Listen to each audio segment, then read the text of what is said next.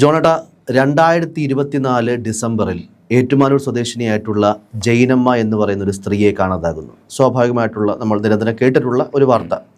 അതിനോട് സംബന്ധിച്ച് 62കാരനായിട്ടുള്ള സെബാസ്റ്റ്യനാണ് പ്രതി എന്ന് പോലീസ് കണ്ടെത്തുന്നു. കൊലപാതക കുറ്റം തന്നെ ചുമത്തി അറസ്റ്റ് രേഖപ്പെടുത്തുന്നു. പക്ഷേ അതിനുമപ്പുറം പിന്നീട് ഏതാണ്ട് 20 വർഷ കാലയളവിൽ ഈ കോട്ടയം, ഏറ്റുമാനൂർ, ചേർത്തല ഭാഗങ്ങളിലായി കാണാതായ സ്ത്രീകളുടെ തിരോധാനത്തിൽ ഇയാൾക്ക് പങ്കുണ്ടെന്ന് പോലീസ് സംശയിക്കുന്നു. അതുമായിട്ട് ബന്ധപ്പെട്ട് ഇയാളുടെ വീടും പരിസരവും ഒക്കെ അരിച്ചു പറക്കുന്നു. മൃതദേഹാവശിഷ്ടങ്ങൾ കിട്ടുന്നു. ഏതാണ്ട് 20ഓളം അസ്ഥികഷ്ണങ്ങൾ, മുറിയിലൊക്കെ രക്തക്കറ, ലേഡീസ് ബാഗ്, കൊന്ത എന്നിങ്ങനെ. ശരിക്കും വല്ലാതെ നമ്മളെ ഞെട്ടിച്ചൊരു കാര്യമാണ്. അത്രയും കാലയളവിൽ ഇയാൾ ഈ കൊലപാതകങ്ങൾ നടത്തിയിട്ടുണ്ടെങ്കിൽ അതിനെ എങ്ങനെ മറച്ചു വെച്ചു, പൊതുസമൂഹം അതെങ്ങനെ അറിയാതെ പോയി എന്നുള്ളതൊക്കെ വളരെ വലിയൊരു ചോദ്യമാണ്. എന്തായാലും ഇയാളുടെ ഈ പള്ളിപ്പുറത്തെ വീട് അക്ഷരാർത്ഥത്തിലൊരു ധർമ്മസ്ഥലയായി മാറി, കേരളത്തിന് ധർമ്മസ്ഥലയായി മാറി എന്നൊക്കെ വേണമെങ്കിൽ പറയാം. എന്താണ് ശരിക്കും ഈ സെബാസ്റ്റ്യൻ്റെ പ്രതിയായി സംശയിക്കുന്ന കാണാതായ ഈ മറ്റ് സ്ത്രീകളുടെ ഒക്കെ ഒരു കഥ? സെബാസ്റ്റ്യൻ്റെ സംഭവം നമ്മളിപ്പോൾ ചർച്ച ചെയ്യുന്ന ഒരു പ്രധാനപ്പെട്ട വിഷയമാണ്. അതിനു മുമ്പായി ബിന്ദു പത്മനാഭൻ്റെ കൊലപാതകവുമായി ബന്ധപ്പെട്ടാണ് സെബാസ്റ്റ്യൻ്റെ പേര് ആദ്യം കേൾക്കുന്നത്. അത് ബിന്ദു പത്മനാഭനെ കാണാതായി ഏകദേശം 10 വർഷത്തിന് ശേഷമാണ് ഇങ്ങനെ ഒരാളെ കാണുന്നില്ല എന്നുള്ള പരാതിയുമായി എത്തുന്നത്. അതൊരു ദുരൂഹമാണ്.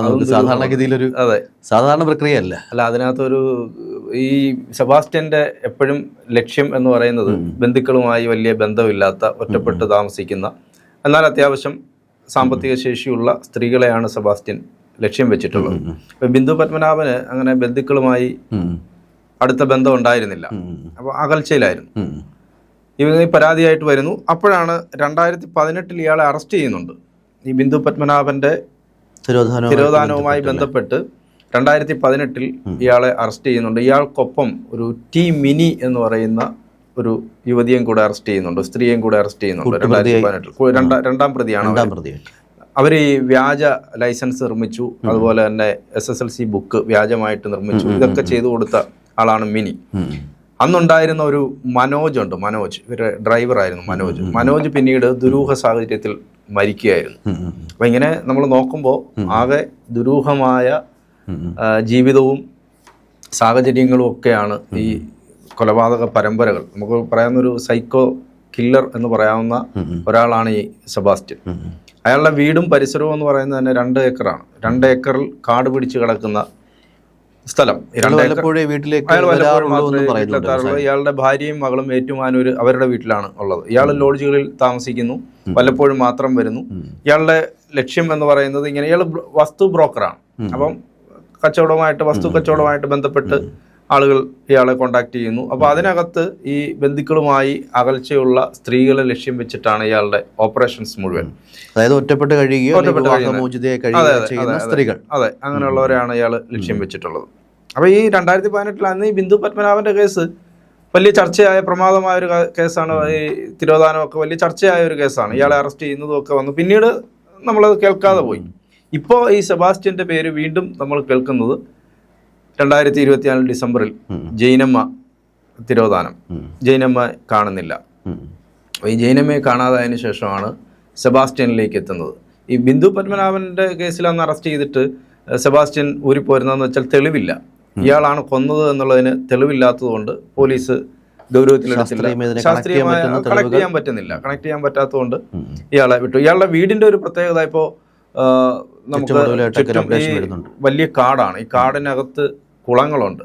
കുളങ്ങളിൽ ഈ പരാന പോലെയുള്ള, അത് മാംസം ഭക്ഷിക്കുന്ന മീനുകളാണ്.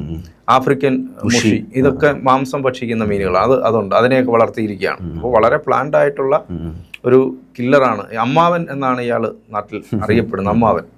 ഈ സൈക്കോ അമ്മാവന്റെ പരിപാടികളാണ് ഇപ്പം നമ്മൾ ചർച്ച ചെയ്തുകൊണ്ടിരിക്കുന്നത്. അത് കഴിഞ്ഞിട്ട് ഈ ഇപ്പോഴത്തെ ജൈനമ്മയുടെ കേസ് വരുന്നു. ജൈനമ്മയുടെ കേസ് വന്നപ്പോൾ ഇയാൾ ഈരാറ്റുപേട്ട, ഈ ജൈനമ്മയുടെ ഫോൺ ഈ സെബാസ്റ്റ്യൻ ഉപയോഗിച്ചു. അങ്ങനെയാണ് യഥാർത്ഥത്തിൽ ഇയാളിലേക്ക് എത്തുന്നത്. ജൈനമ്മയുടെ ഫോൺ ഇയാൾ കൊണ്ടുപോയിട്ട് ഈരാറ്റുപേട്ടയിൽ ഒരു കടയിൽ കൊണ്ടുപോയി റീചാർജ് ചെയ്തു. അത് ഉപയോഗിക്കുകയും ചെയ്തു.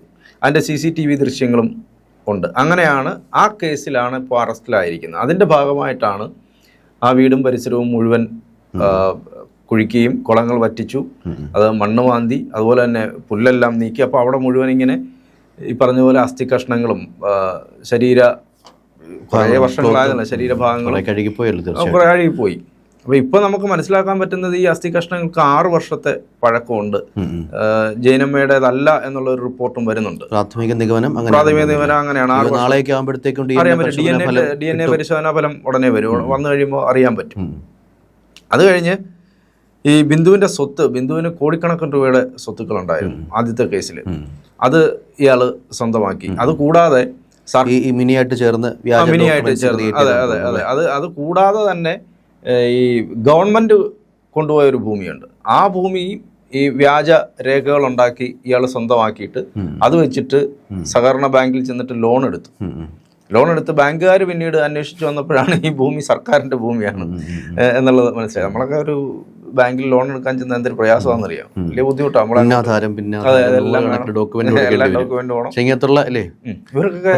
നിന്ന് കൊടുക്കുകയും ചെയ്യും.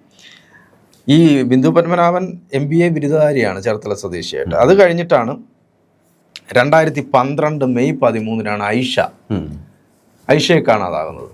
ഐഷയ്ക്ക് 54 വയസ്സാണ്. അവരെ ഈ വീടിനോട് ചേർന്ന സ്ഥലം വാങ്ങാൻ വേണ്ടിയിട്ടാണ് ഈ സമീപവാസിയായ ഒരു സ്ത്രീ വഴി ഈ സെബാസ്റ്റ്യനെ പരിചയപ്പെടുന്നത്. സെബാസ്റ്റ്യൻ അങ്ങനെ ബ്രോക്കറായിട്ട് വരുന്നു, രംഗപ്രവേശനം ചെയ്യുന്നു. അപ്പോൾ സെബാസ്റ്റ്യൻ നോക്കിയപ്പോൾ ഈ ഐഷയുടെ കയ്യിൽ ധാരാളം പണമുണ്ട്, അതുപോലെ സ്വർണവുമുണ്ട്. ഈ ഐഷയെ 2012 ശേഷം ആരും കണ്ടിട്ടില്ല. ഐഷയുടെ തിരോധാനവും ഇതുപോലെയാണ്. അപ്പോൾ ആ കേസും ഇപ്പോൾ അന്വേഷിക്കുന്നുണ്ട്. ഐഷയുടെ കൊലപാതകത്തിൽ സെബാസ്റ്റ്യന് പങ്കുണ്ട് എന്നുള്ള ഇതിലേക്കൊക്കെ എത്താനുള്ള ശാസ്ത്രീയമായ തെളിവുകൾ ഇനി കണ്ടെത്തേണ്ടിയിരിക്കുന്നു. ഈ ജൈനമ്മയുടെ കാര്യത്തിൽ മാത്രമാണ് ഈ സാഹചര്യ തെളിവുകൾ നമുക്ക് കിട്ടിയിട്ടുള്ളത്. കൊലപാതകി സെബാസ്റ്റ്യനാണ് ഉറപ്പിക്കാൻ സാധിച്ചിട്ടുള്ളത്. ബാക്കി കാര്യങ്ങളും ഇനി DNA പരിശോധനാ ഫലം ഉൾപ്പെടെ വന്നു കഴിഞ്ഞാലേ പറയാൻ പറ്റുള്ളൂ. ഇവർ ബാങ്കിൽ പോകുന്നു എന്ന് പറഞ്ഞിട്ടാണ് ഐഷ ഇറങ്ങിയത്. ഐഷ ബാങ്കിൽ പോകുന്നു എന്ന് പറഞ്ഞിറങ്ങിയ ഐഷയെ പിന്നീട് ആരും കണ്ടിട്ടില്ല. ഇവർ ഒറ്റയ്ക്കായിരുന്നു. നേരത്തെ പറഞ്ഞ പോലെ ഇവരും ബന്ധുക്കളുമായിട്ട് വലിയ അടുപ്പമൊന്നും ഇല്ലായിരുന്നു, ഒറ്റയ്ക്കായിരുന്നു താമസം. അപ്പം ഇങ്ങനെയുള്ള ആളുകളെയാണ് സെബാസ്റ്റ്യൻ എപ്പോഴും നോട്ടം ഇട്ടിട്ടുള്ളത്. ഇവരുടെ മൃതദേഹം മൂവാറ്റുപുഴയിൽ നിന്ന് കിട്ടി എന്ന്, ഈ ഐഷയുടെ മൃതദേഹം മൂവാറ്റുപുഴയിൽ നിന്ന് കിട്ടി എന്നൊരു വാർത്തയുണ്ടായിരുന്നു. പക്ഷെ പിന്നീട് അത് ഗൗരവത്തിൽ ആരും എടുക്കുക അല്ലെങ്കിൽ അതിനൊരു സ്ഥിരീകരണം ഉണ്ടാവുക ഒരു സ്ഥിരീ അടിസ്ഥാനമായിട്ട് ഒരു പറയാൻ പറ്റിയിട്ടില്ല. പിന്നെ ഉള്ളതെന്ന് പറഞ്ഞാൽ സിന്ധു എന്ന് പറഞ്ഞിട്ട് ഒരു ലേഡി. സിന്ധു 2020 മകളുടെ വിവാഹ നിശ്ചയത്തിൻ്റെ 2 ദിവസം മുമ്പ് വീട്ടിൽ നിന്ന് അമ്പലത്തിലേക്ക് പോവുകയാണ് എന്ന് പറഞ്ഞിട്ടാണ് സിന്ധുവിൻ്റെ തിരോധാനവും ഈ സെബാസ്റ്റ്യനാണ് അതിൽ പങ്കുണ്ട്, സെബാസ്റ്റ്യൻ കൊന്നതാണ് എന്നുള്ളതാണ് ബന്ധുക്കളുടെ ആരോപണം. അപ്പോൾ സിന്ധു മകളുടെ വിവാഹ നിശ്ചയത്തിന് 2 ദിവസം മുമ്പ് അമ്പലത്തിലേക്കാണെന്ന് പറഞ്ഞു പോകുന്നു. മൊബൈൽ ഫോൺ എടുക്കാതെയാണ് ഇവർ അമ്പലത്തിലേക്കെന്ന് പറഞ്ഞു പോകുന്നത്. മൊബൈൽ ഫോൺ എടുക്കാതെ അമ്പലത്തിൽ എത്തിയത് വരെയുള്ള തെളിവുണ്ട്. അത് കഴിഞ്ഞ് അമ്പലത്തിൽ കയറിയിട്ടുണ്ട്, വഴിപാട് നടത്തിയിട്ടുണ്ട് എന്നുള്ളതൊക്കെ തെളിവുണ്ട്. പക്ഷെ അത് കഴിഞ്ഞിട്ട് എന്താണ് സംഭവിച്ചത് എന്നുള്ളതിനെ കുറിച്ച് ആർക്കും ഒരു ധാരണയുമില്ല. അപ്പോൾ അങ്ങനെ ഇരിക്കുമ്പോഴാണ് ഈ ജൈനമ്മയുടെ കേസ് വരുന്നത്. അപ്പോൾ ജൈനമ്മയുടെ കേസ് വന്നപ്പോഴത്തേക്ക് ഈ കേസുകളെല്ലാം, പഴയ കേസുകളെല്ലാം അന്വേഷിക്കാൻ തുടങ്ങിയിരിക്കുന്നു, കുത്തിപ്പൊങ്ങാൻ. അപ്പം ധർമ്മസ്ഥലയിൽ ഇതുപോലെ അവിടെ മണ്ണുമാന്തി പരിശോധന നടത്തിക്കൊണ്ടിരിക്കുകയാണ്. അപ്പോഴാണ് ഇവിടെ നമ്മുടെ സമാന്തരമായി നമ്മുടെ ചേർത്തല ഇയാൾ ഈ അന്വേഷണ സംഘവുമായി സഹകരിക്കുന്നില്ല. ഈ ബിന്ദു പത്മനാഭന്റെ കേസിൽ ആദ്യം ഇയാളെ അറസ്റ്റ് ചെയ്തപ്പോഴും ഇയാൾ അന്വേഷണ സംഘവുമായി സഹകരിച്ചിരുന്നില്ല, നുണപരിശോധനയ്ക്കൊന്നും വിധേയനാകാൻ തയ്യാറായിരുന്നില്ല.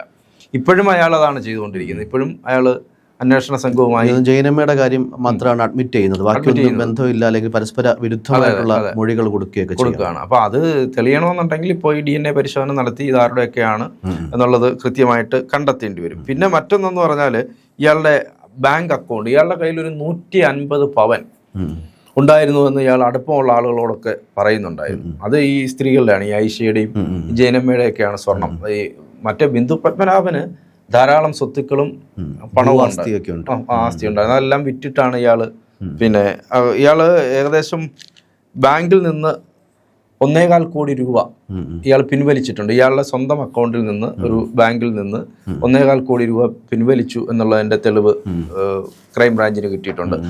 അത് കൂടാതെ തന്നെ മറ്റൊരു ബാങ്കിൽ നിന്ന് 40 ലക്ഷം രൂപയും ഇയാൾ ഈ 2 വർഷത്തിനിടയ്ക്ക് പിൻവലിച്ചിട്ടുണ്ട്. അപ്പം ഒരു സാധാരണ ബ്രോക്കർ ജോലി ചെയ്യുന്ന ഒരാൾക്ക്, അല്ലെങ്കിൽ പിന്നെ അയാൾ അത്രയും വലിയ റിയൽ എസ്റ്റേറ്റ് മേഖലയിൽ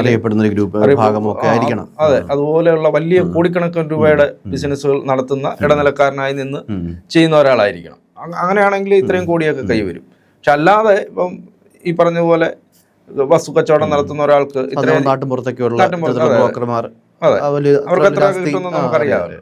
അപ്പോൾ ഇയാൾക്ക് ഇത്രയും തുക എങ്ങനെയാണ് ഇയാൾക്ക് അക്കൗണ്ടിൽ വന്നത്, ഇയാൾ ഇത്രയും തുക പിൻവലിക്കാനുണ്ടായ കാരണം എന്താണ്, ഈ കാരണങ്ങളൊക്കെ ഇപ്പോൾ അന്വേഷിക്കുന്നുണ്ട്.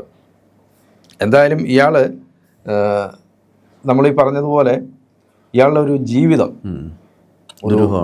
ദുരൂഹമാണ്. സൈക്കോ കില്ലറായിട്ടുള്ള ഒരു, നമ്മൾ ഇതുവരെ കണ്ടതുപോലെയല്ല, കേരളം കണ്ടതിൽ വെച്ച് ഏറ്റവും വലിയ ഒരു സൈക്കോ കില്ലറാണ് ഇയാളെന്നുള്ളതാണ്. അതായത് സ്ത്രീകളെ വശീകരിക്കുക, ഒറ്റയ്ക്ക് താമസിക്കുന്ന ബന്ധുക്കളുമായി അകലം പാലിക്കുന്ന സ്ത്രീകളെ വശീകരിക്കുക, അവരുടെ സ്വത്തുക്കൾ തട്ടിയെടുക്കുക, പണം തട്ടിയെടുക്കുക, എന്നിട്ട് അയാൾ ജീവിക്കുക എന്നുള്ളതാണ്. അയാൾ വീട്ടിലേക്കും വരുന്നില്ല, അയാൾ ലോഡ്ജുകളിലാണ് താമസം.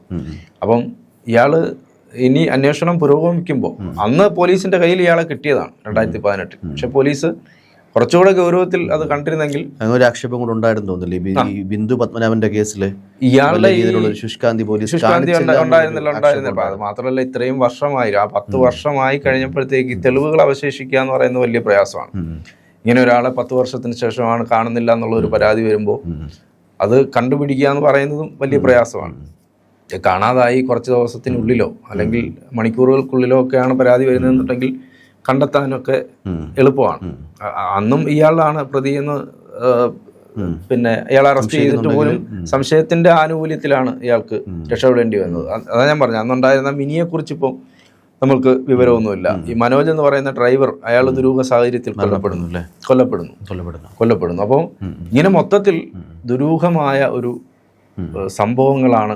നമ്മൾ ഇയാളൊരു പാവത്താനെ പോലെയൊക്കെയാണല്ലോ, ഇയാളുടെ നമ്മൾ ഫോട്ടോ കാണുമ്പോൾ അറിയാമല്ലോ, വീഡിയോയിലൊക്കെ കാണുമ്പോൾ അറിയാം, ഒരു പാവം മനുഷ്യൻ. കൊലപാതകരിലെ മുഖം ഈ പറഞ്ഞ കണക്ക് നമുക്ക് പണ്ടൊക്കെ ഒരു പ്രഡിക്ഷൻ ഉണ്ട്, ആൾക്കാരെ കണ്ടു കഴിഞ്ഞാൽ മലയാളികൾ പറയും കണ്ടറിയാൻ ഗുണ്ട എന്നൊക്കെ പറയും. ഇപ്പോഴത്തെ വളരെ മാന്യന്മാരായിട്ടുള്ള സീരിയൽ കില്ലർമാരാണ് കേരളത്തിൽ. അല്ല, ഭാര്യയും പറഞ്ഞിരിക്കുന്നത് ഇയാളൊരു സാധു മനുഷ്യനാണ്, അങ്ങനെ വീട്ടിലും ബഹളക്കാരനൊന്നുമല്ല, സമാധാനപ്രിയനായ ഒരാളാണ് എന്നാണ് പറഞ്ഞിരിക്കുന്നത്. സ്വന്തം ഭാര്യയ്ക്ക് പോലും തിരിച്ചറിയാൻ പറ്റുന്നില്ല ഇത്തരത്തിലുള്ള ആളുകളെ.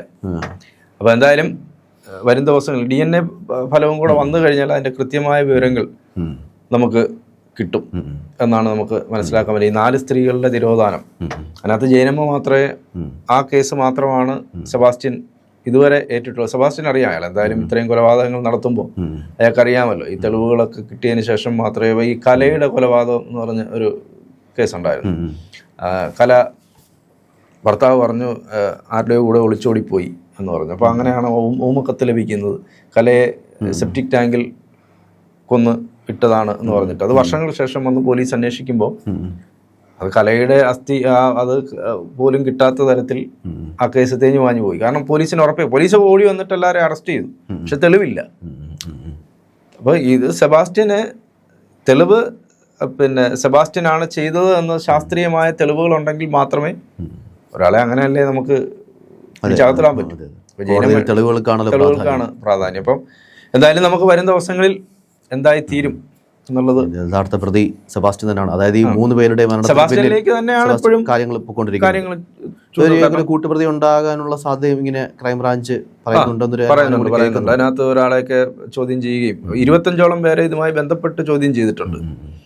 ഇവർക്ക് കൂടെ സഹായിക്കാനും ഒക്കെ ആളുകൾ കാണും. പിന്നെ ഇത്തരം ആളുകൾ സാധാരണഗതിയിൽ ഈ വലിയ ദുരൂഹമായ 2 ഏക്കർ പുരയിടം, ആ പുരയിടത്തിലേക്ക് ഒറ്റയ്ക്ക് ഒരു സ്ത്രീയെ കൊണ്ടുവരിക, അവരുമായി ഒരു അടുപ്പം സ്ഥാപിക്കുക. അപ്പോൾ കൂടുതലും മറ്റാളുകളെ അടുപ്പിക്കാതെ അവരെ ഇല്ലാതാക്കാൻ ചെയ്യുന്നതായിരിക്കും. അതാണ് അവരുടെ ഒരു രീതി. അധികം വൈകാതെ തന്നെ അറിയാം. DNA പരിശോധന ഫലമൊക്കെ വരുമ്പോഴത്തേക്ക് നമുക്ക് അറിയാൻ പറ്റും സെബാസ്റ്റ്യൻ തന്നെയാണോ മറ്റ് ഇപ്പോഴും വിരൽ ചൂണ്ടുന്നത് സെബാസ്റ്റ്യനിലേക്കാണ്. പക്ഷേ DNA പരിശോധന ഫലം കൂടെ വന്നു കഴിയുമ്പോൾ നമുക്ക് അറിയാൻ പറ്റും. ശരി.